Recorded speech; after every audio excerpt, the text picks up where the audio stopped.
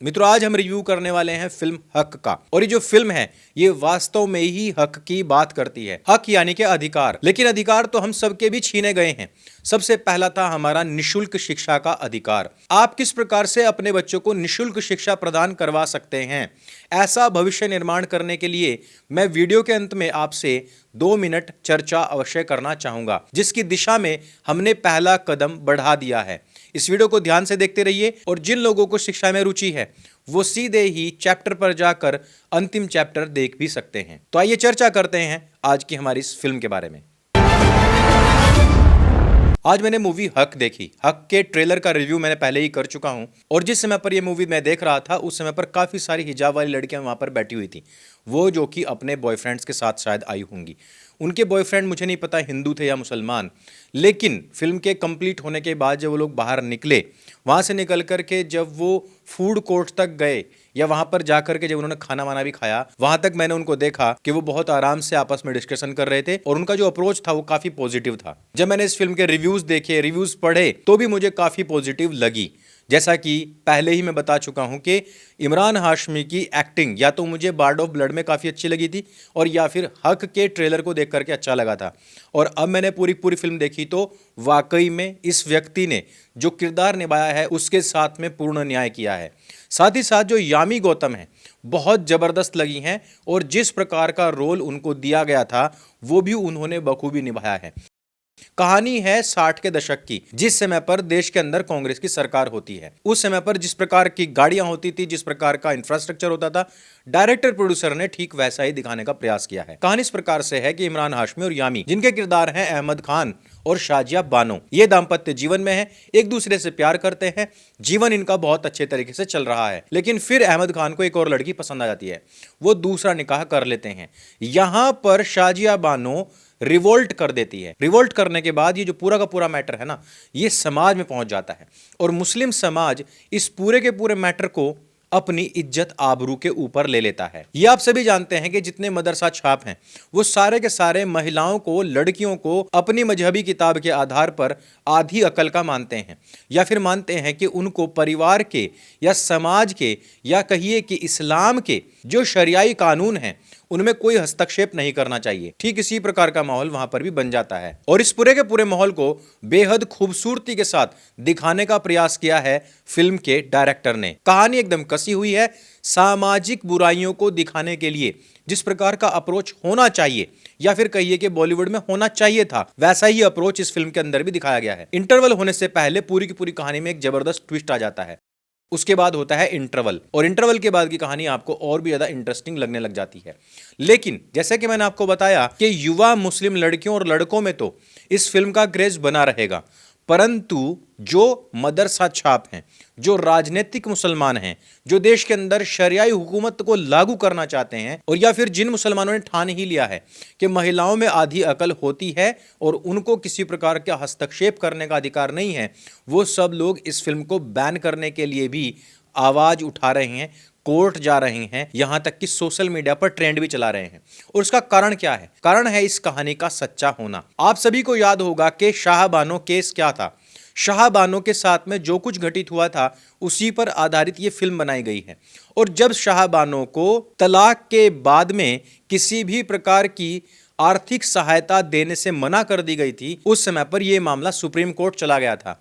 Supreme court ने कहा था कि मुस्लिम पुरुषों को तलाक के बाद केवल मेहर की कीमत ही नहीं बल्कि उनको मंथली खर्चा भी देना पड़ेगा, क्योंकि उन महिलाओं के पास में बच्चे हैं तो वो बच्चे कैसे पालेंगी। क्या आप जानते हैं कि उन मुस्लिम महिलाओं के हक में आए हुए इस सुप्रीम कोर्ट के फैसले को राजीव गांधी ने, इसी राहुल गांधी के अब्बा जान ने अपनी संसद में पूर्ण बहुमत से ये कानून निरस्त करके पलट दिया था और कहा था कि मुस्लिम महिलाओं को इस प्रकार का कोई भी गुजारा भत्ता नहीं मिलना चाहिए। अब आप देखिए मुस्लिम महिलाओं की मेंटालिटी को देखिए। वही मुस्लिम महिलाएं जो तलाक के बाद में सबसे ज्यादा पीड़ित होती हैं, जिनके पास में बच्चे भी होते हैं, जिनका वो पेट तक नहीं पाल सकती।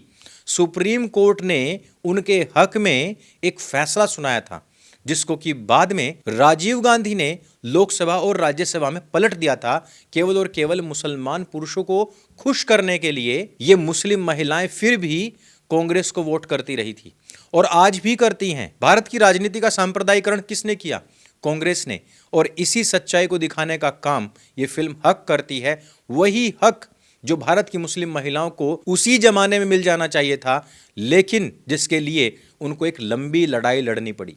आपने फिल्म देखी या नहीं देखी, हमें नीचे कमेंट करके अवश्य बताइएगा। और आपको ये फिल्म कैसी लगी ये भी अवश्य बताइएगा। अब मैंने जो शुरुआत में बात कही थी, अब उसके ऊपर बात करते हैं। दोस्तों, आप सभी को पता है मैं बहुत लंबे समय से गुरुकुल की स्थापना करना चाहता था, लेकिन एक अकेला व्यक्ति कुछ नहीं कर सकता। उसके लिए किसी एक बड़ी संस्था का होना अत्यंत आवश्यक होता है। मैं पिछले दिनों पुनरुत्थान सेवा ट्रस्ट से जुड़ा हूं।